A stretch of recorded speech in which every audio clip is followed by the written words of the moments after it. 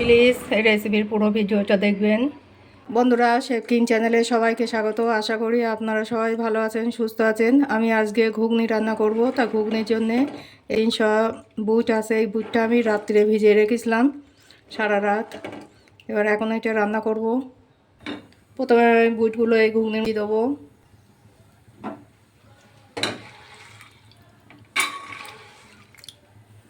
দিয়ে দেবো জল। জলটা পরিমাণ মতো দিতে হবে। দিয়ে দেবো লবণ। ঢাকনি লাগিয়ে 4 থেকে 5টা সিটি দিয়ে নেব।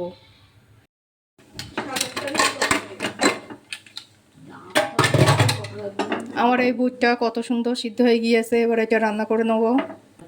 এই 400 বুটের জন্য 100 মতো তেল দিয়ে দেবো। কেটে রাখা পেঁয়াজ দিয়ে দেবো।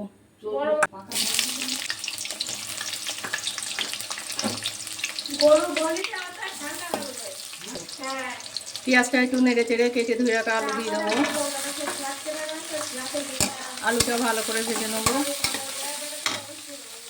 বুট সিদ্ধ করায় লবণ দেওয়া ছিল, লবণটা অল্প দেবো, দিয়ে এবার ভেজে নেব। আলু পেঁয়াজটা আমি ভালো করে ভেজে নিয়েছি। এবারে আদা রসুন বাটা দিয়ে দেবো।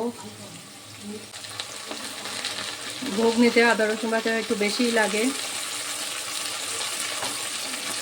দিয়ে একটু ভেজে নেবো, এত আদা রসুনের কাঁচা গন্ধ বাড়বে। কেটে রাখা টমেটো দিয়ে দেবো। দিয়ে দেবো হলুদ, ভাজা জিরার গুঁড়ো, গুঁড়ো লঙ্কা,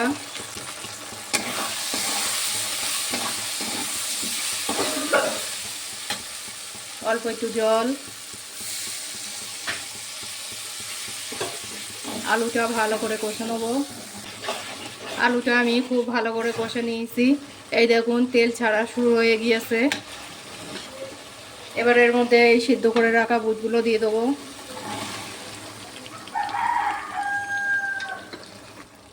বুট দিয়ে ভালো করে আমি কষে নেব।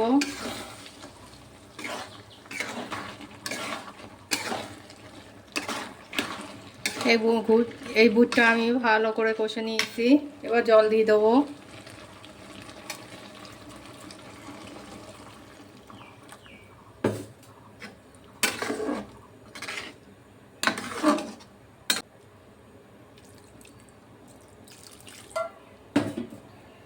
ঝোলটা ফুটিয়ে নেব।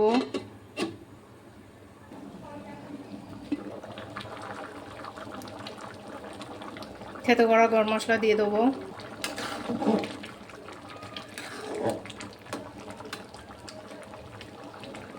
আমার এই ঘুগনি রান্নাটা হয়ে গিয়েছে, সব কিছু ঠিক আছে। এইবার আমি এটা সাজানোর জন্যে কি কি ব্যবহার করি আপনারা দেখুন।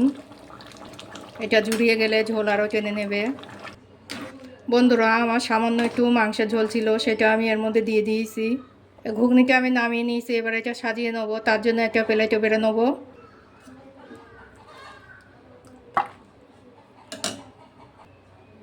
এই ঘুগনি প্লেটের মধ্যে দিয়ে দেবো পেঁয়াজ কুচি,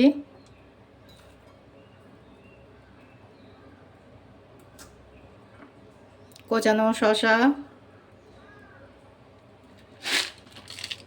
চানাচুর।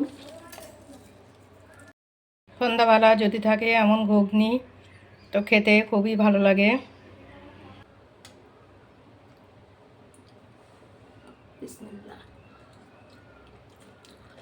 বন্ধুরা, ঘুগনিটা খেতে কিন্তু অসাধারণ হয়েছে। যদি আপনাদের ভালো লেগে থাকে প্লিজ একটা লাইক করবেন।